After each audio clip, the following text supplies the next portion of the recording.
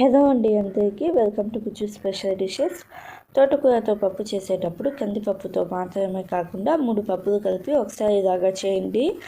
మళ్ళీ ఇలాగే చేస్తాం, అంత టేస్టీగా ఉండిద్ది.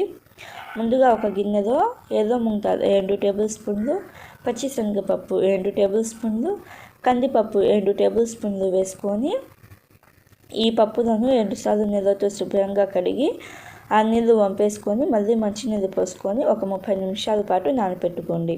30 నిమిషాల తర్వాత చూపిస్తున్నాను చూడండి. పప్పులు బాగా నానిపోయాయి కదా. ఈ నానిన పప్పులను నీళ్ళతో సహా ఒక కుక్కర్లోకి వేసుకొని ఎక్స్ట్రాగా 3 కప్పుల నీళ్ళు వేసుకొని ఒకసారి బాగా కలుపుకొని మీడియం ఫ్లేమ్లో 5 విజిల్స్ వచ్చేదాకా ఉడికించుకోండి. 5 విజిల్స్ వచ్చిన తర్వాత విజిల్లోని గాలి మొత్తం పోయేదాకా పక్కన పెట్టండి. ఇప్పుడు స్టవ్ ఆన్ చేసుకొని ఒక కడాయి పెట్టుకుని 2 టేబుల్ స్పూన్ల నూనె వేసుకొని నూనె కొంచెం వేడి అయిన తర్వాత తాలింపు దినుసులు ఆవాలు, జీలకర్ర, శనగపప్పు, మినప్పప్పు, అలాగే పచ్చిమిర్చి 2 లేదా 3 పచ్చిమిర్చిని సన్నగా కట్ చేసుకొని వేసుకోండి. కొంచెం కరివేపాకు వేసుకొని 4 లేదా 5 ఎండుమిరపకాయలను సగానికి తుంచుకొని వేసుకోండి. మనం ఈ రెసిపీకి ఎండు కారం అంటే ఎడ్చిది వేయము, అందుకని పచ్చిమిర్చి, ఎండుమిరపకాయలు కొంచెం ఎక్కువ వేసుకోండి. తాలింపు కొంచెం ఉడికిన తర్వాత అంటే కొంచెం లైట్గా కలర్ చేంజ్ అయిన తర్వాత ఒక పెద్ద సైజు ఉల్లిపాయను సన్నగా కట్ చేసుకొని వేసుకోండి.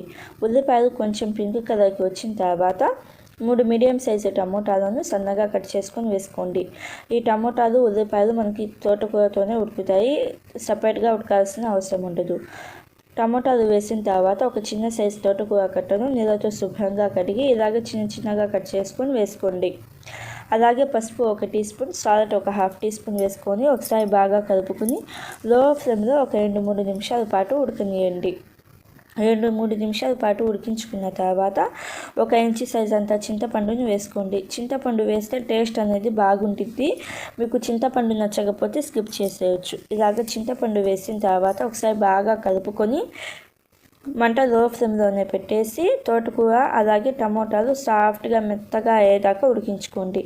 టమోటాలు మెత్తగా అయిన తర్వాత మనం పప్పు ఉడికించుకున్నాం కదా, ఉడికించుకున్న పప్పు గుత్తితో లైట్గా స్మాష్ చేసుకొని నీళ్ళతో సహా వేసుకొని ఒకసారి బాగా కలుపుకొని పైన మూత పెట్టేసి మీడియం టు లో ఫ్లేమ్లో ఒక 8-10 నిమిషాల దాకా ఉడికించుకోండి. 8-10 నిమిషాల దాకా ఉడికించుకున్న తర్వాత సన్నగా కట్ చేసిన కొత్తిమీర వేసుకొని సాల్ట్ సరిపోయిందో లేదో చూసుకొని కావాలంటే ఇంకొంచెం సాల్ట్ వేసుకొని ధనియాల పొడి 1 టీ స్పూన్ వేసుకొని ఒకసారి బాగా కలుపుకొని 30 సెకండ్స్ తర్వాత మంట ఆఫ్ చేసేసి సర్వ్ చేసుకోవాలి. అంతే అండి, సింపుల్ ప్రాసెస్ కదా. మీరు కూడా ఒకసారి తప్పకుండా ట్రై చేసి మీకు ఎలా వచ్చిందో నాకు కామెంట్ రూపంలో తెలియచేయండి. Thank you for watching. Bye bye.